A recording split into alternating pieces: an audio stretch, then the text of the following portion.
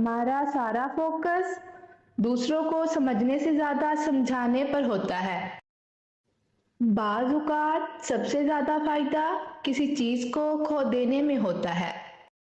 بہت سے لوگ آپ کے منہ پر آپ کی تعریف اس لیے کرتے ہیں تاکہ وہ آپ کا استعمال کر سکیں۔ اپنی خواہشات کو کم کریں اور فضول پیسہ برباد کرنا چھوڑ دیں، آپ کی غربت ختم ہو جائے گی۔ عقل مند اس چیز کی پرواہ نہیں کرتا جو اس کے پاس نہ ہو۔ زندگی کا اصل مقصد جینا ہے، پھر چاہے آپ رو رو کر جئیں یا مسکرا کر۔ یقین اور مایوسی ایک ہی دل میں ایک ساتھ نہیں رہ سکتے۔ چھوٹے کاروبار سے آپ یہ سیکھتے ہیں کہ آپ بڑا کاروبار کیسے کر سکتے ہیں۔ وہ لوگ آپ کے اندر یقین کبھی پیدا ہونے نہیں دیں گے جن کو خود اپنے آپ پر یقین نہ ہو۔ دنیا کے دیگر ممالک میں جھوٹ کو وہ بہت معیوب سمجھا جاتا ہے، مگر وطن عزیز میں اچھا جھوٹ بولنے والے کو وزیر اطلاعات لگایا جاتا ہے۔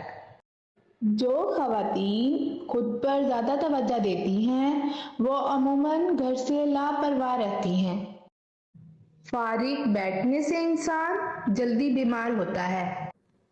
اگر مومن اور کافر سمندر میں اتر جائیں تو صرف وہی بچے گا جسے تیرنا آتا ہو۔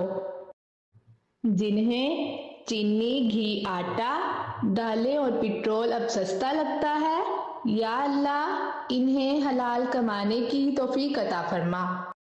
اگر اذانوں سے فرق نہیں پڑ رہا ہے تو 10 روپے کی چیز 10 روپے میں بیچ کر دیکھو۔ سعودی اور یہودی ایک ہو رہے ہیں اور ہم ابھی تک شیعہ سنی تنازعات میں الجھے ہوئے ہیں۔ ہم گرگٹ کی طرح رنگ نہیں بدلتے، ہم جگہ بدلتے ہیں، ہم شہزادہ بدلتے ہیں۔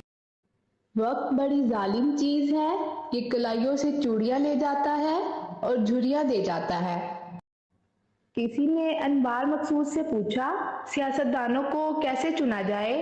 انہوں نے جواب دیا، بالکل ایسے جیسے اکبر بادشاہ نے انارکلی کو چنا تھا دیوار میں۔ کبھی سوچا ہے بنگلہ دیش ہم سے آگے کیوں نکل گیا؟ کیونکہ وہاں بھوٹو فوت ہو گیا ہے اور کسی کتے کو وہ شیر نہیں سمجھتے۔ ٹوٹی چرپائی اور لمبی جدائی دونوں ایسی چیزیں ہیں جس میں انسان بے سکون رہتا ہے۔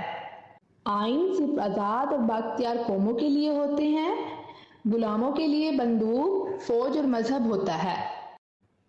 اکثر حکمرانوں کی اولادیں تعلیم مکمل کر کے پاکستان اس لیے واپس آ جاتے ہیں کہ لندن میں کتنا ہی کیوں نہ پڑھ لے، وزیر اعظم کی نوکری نہیں ملتی۔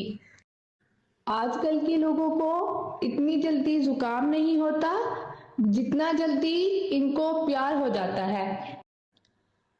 عورت کی آدھی زندگی خاوند کی تلاش میں گزر جاتی ہے اور باقی خاوند کی تلاشی میں۔ پڑوسی کے بچوں کی بھوک اور فاقے سے انجان رہنا اور اس کی بیوی اور اس کی بیٹی کی حرکتوں سے واقف رہنا ہمارے معاشرے کا بہترین مشغلہ ہے۔ وہ روٹی چرا کر چور ہو گیا، لوگ ملک کھا گئے قانون لکھتے لکھتے۔ انقلاب کی راہ میں سب سے بڑی رکاوٹ مڈل کلاس طبقہ بنتا ہے۔